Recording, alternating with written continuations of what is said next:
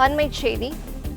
கோவா விமான நிலையத்தில் ஹிந்தி தெரியாது என்று சொன்னதால் பாதுகாப்பு படை வீரரால் தமிழ் பெண் மிரட்டப்பட்டிருக்கிறார். அதற்கு முதல்வர் மு.க.ஸ்டாலின் கடும் கண்டனம் தெரிவித்திருக்கிறார். கோவா விமான நிலையத்தில் ஹிந்தி தெரியாது என்று சொன்னதால் பாதுகாப்பு படை வீரரால் தமிழ் பெண் மிரட்டப்பட்டிருக்கிறார். இதற்கு முதல்வர் மு.க.ஸ்டாலின் கடும் கண்டனம் தெரிவித்திருக்கிறார்.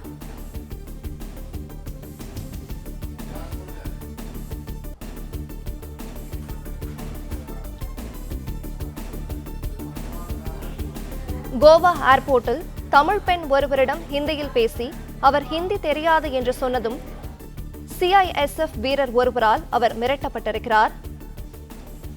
கோவா ஏர்போர்ட்டில் தமிழ் பெண் ஒருவரிடம் ஹிந்தியில் பேசி அவர் ஹிந்தி தெரியாது என்று சொன்னதும் சிஐஎஸ்எஃப் வீரர் ஒருவரால் அந்த பெண் மிரட்டப்பட்டிருக்கிறார். இதற்கு முதல்வர் கடும் கண்டனம் தெரிவித்திருக்கிறார்.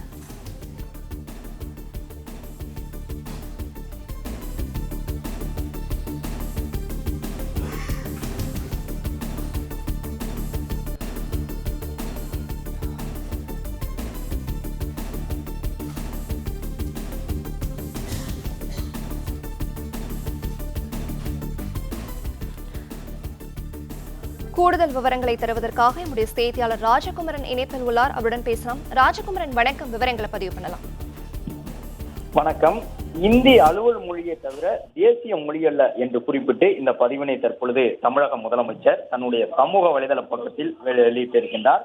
கோவா விமான நிலையத்தில் தமிழ் பெண் ஒருவரிடம் இந்தியில் பேசி அவர் ஹிந்தி தெரியாது என்று சொன்னதும் அந்த கோவா விமான நிலையத்தில் பாதுகாப்புக்கு இருந்த பாதுகாப்பு படை வீரர் தமிழ்நாடு இந்தியாவில் தானே இருக்கின்றது என்றும் இந்தியாவில் உள்ள அனைவரும் இந்தியை கற்றாக வேண்டும் என்றும் பாதுகாப்பு படை வீரரால் அவர் மிரட்டப்பட்டிருக்கின்றார் என்று குறிப்பிட்டிருக்கக்கூடிய முதலமைச்சர் இந்த செயல் கடும் கண்டனத்திற்குரியது என்று தெரிவித்திருக்கின்றார். பல்வேறு மொழி பேசும் மக்களின் கூட்டாட்சி நாடுதான் இந்தியா என்றும் கூட்டாட்சி தன்மையை வலியுறுத்தும் வகையில்தான் மத்திய தொழிலக பாதுகாப்பு படை வீரர்கள் செயல்பட வேண்டும் என்றும் முதலமைச்சர் அறிவுறுத்தி இருக்கின்றார். விமான நிலையங்களில் அனைத்து மொழிகளுக்கும் உரிய மதிப்பும் மரியாதையும் வழங்கப்பட வேண்டும் எனவும் இந்தியாவில் இந்தி அலுவல் மொழியை தவிர தேசிய மொழி அல்ல என்றும் தமிழக முதலமைச்சர் தன்னுடைய சமூக வலைதள பக்கத்தில் பதிவிட்டிருக்கின்றார்.